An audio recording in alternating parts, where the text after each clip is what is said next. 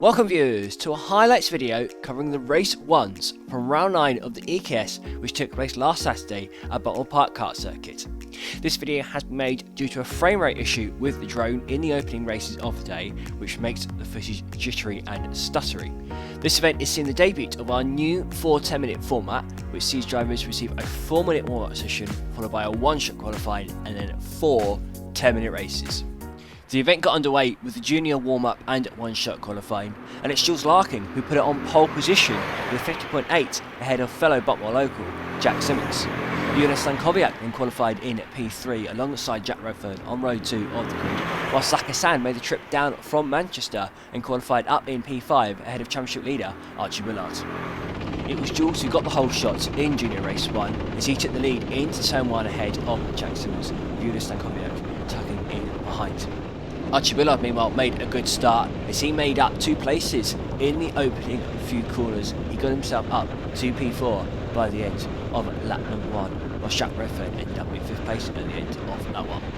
Yulia and Archie then worked together to catch up to Jack over the course of the next couple of laps before they made their way through on Jack into hairpin 1. Jack Redfern then followed suit on the following lap as he made a fantastic move on Jack Simmons into hairpin 2, diving out at the last second to get through and get up into P4.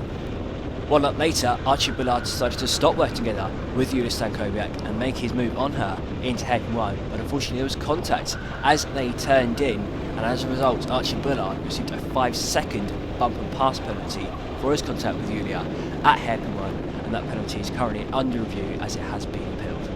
Archie then spent the next couple of laps catching up to the back of Jules Larkin, who had been sitting out front in the lead of the race up until this point, and Jules had to go hard on the defence against Archie to keep him behind. This ended up with Jules, Archie and Yulia going 3 abreast into hairpin 1 at one point, as Jules did a valiant job of keeping on to the lead of the race. 1 lap later though, and Archie Bullard came unstuck as he tried to get through on Jules, as going into hairpin 2, Yulia sneaked up his inside and got back the P2 that Archie had taken off her 3 laps prior. This didn't last long though, as Archie got past Yulia 1 lap later with only 2 minutes left of the clock. He sneaked his way through up Yulia's inside, going through top bend after Yulia had gone defensive against him as they headed into turn 1. Jules then spent the last 2 laps of the race defending hard against the train of karts behind, and Jack Redfern and Jack Simmons caught up as a result, meaning it ended up being a 5-way fight for the victory to the end. On the final lap of the race, Jack Redfern got the run on Jonas Stankowiak coming out of hairpin 2, having taken the outside line. It looked like he was going to get through on his way into the S's, but Yulia muscled her way back past and held on to P3. And it's Jules who held on to the victory to take the win by less than a tenth of a second ahead of Archie Bullard, with Yulia in at P3, Jack Redfern in at P4, and Jack Simmons just behind in at P5. The lightweight drivers then took to the circuit for their warm-up and one-shot qualifying session, and it's Alan Barras who put it on pole position with a 51.4, narrowly out-qualifying his rival Callum Bentley.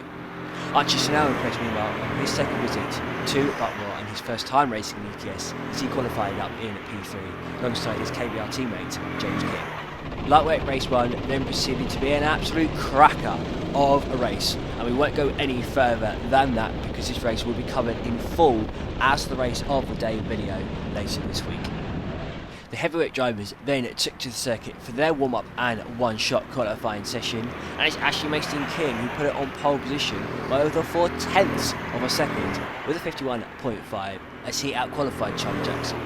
Buckmore local Samuel Bennett then qualified in P3, alongside Dave Rollins, who impressed to qualify up in P4, whilst Ash Shivers qualified as the best of the super heavyweights up in P5, alongside fellow super heavyweight Lars Hardy. Ashley Mason King got the whole shot at the start of heavyweight race 1. He led in to the first corner, but Samuel Bennett got a great launch off the line, and he managed to get through on Charlie Jackson and get his way up into P2 as they headed in to hairpin 1. Ross Samuel qualified 10th on the grid, but he made up 4 positions in the opening 3 corners of the race, and he managed to make his way up to P6 already as they got through the first set of hairpins.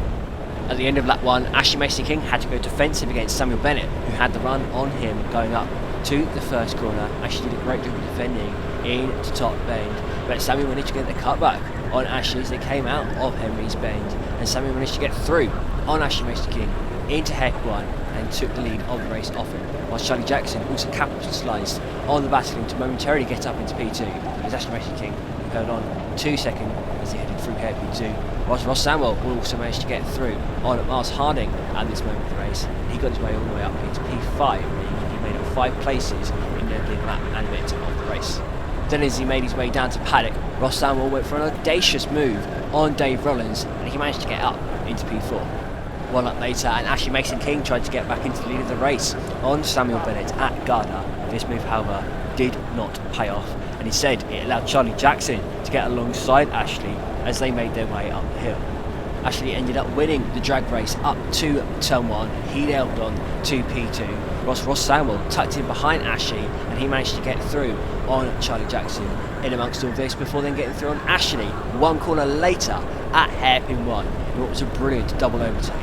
Charlie then got back through though on Ross briefly as they headed into hairpin 2 before Ross held on to P2. Whilst all manner of chaos unfolded behind, which resulted in Miles Harding momentarily getting through on Ashley Mason King and Dave Rollins also getting through up into P4. Ross then completed his charge through the field 1 lap later as he went for a fantastic move on Samuel Bennett into hairpin 2 and took the lead of the race off him. After harrying Ashley Mason King for the last few laps, Miles Harding then made the move going into top bend and he got all the way through up into P5. A few corners later, Charlie Jackson went for an audacious move on Samuel Bennett into paddock. He managed to make the move stick and managed to make his way up into P2, and this began a battle for P2 which continued for the rest of the race. Charlie then had to go defensive against Samuel Bennett on the run up to top bend as he held on to second place, whilst Dave Rollins was now trying to get in on the action as well as he was now up in P4. Later on in the lap, Dave Rollins went for a move on Samuel Bennett into Garda, coming from miles back up his inner side, and the two then went side by side up Herbert's rise before Samuel Bennett held on to 3rd position. 2 corners later, Dave went for another move on Samuel up the inside of him into Heck 1, and this time he managed to make the move stick. Samuel and Dave then worked together for the next few laps as they caught back up to Charlie in P2, and Sam then went up the inside of Dave Rollins into hairpin 1 on the final lap of the race, but Dave managed to hold on to 3rd position. Ross Samuel meanwhile took the victory by over 5 seconds ahead of Charlie Jackson, while Samuel and Dave drag race to the line in the back of shot, and it was Samuel who ended up getting the better of Dave as they went up to the line. Samuel came home in P3 ahead of Dave, whilst Miles Harding had a best ever EKS result as he finished up in P5 ahead of Ash Shivers and Ashley Mason King. I'm here now with Ross Samuel, who just incredibly went from 10th all the way to lead, and I think won by like 4 seconds or something. It was a crazy good drive. How was it? It was very good, thank you. It was very good. It was pretty much just to get out of the way of the chaos, really, from the first 2 laps. But other than that, it was just trying to pick my moments without going for a move and it going a bit sideways. So, just trying to keep my calm there. Yeah, but it was a great drive through the field and just stormed off. So well done. Thank you very much. The remaining 9 races will be covered in full, as usual, as full race replays, and those videos will be out soon.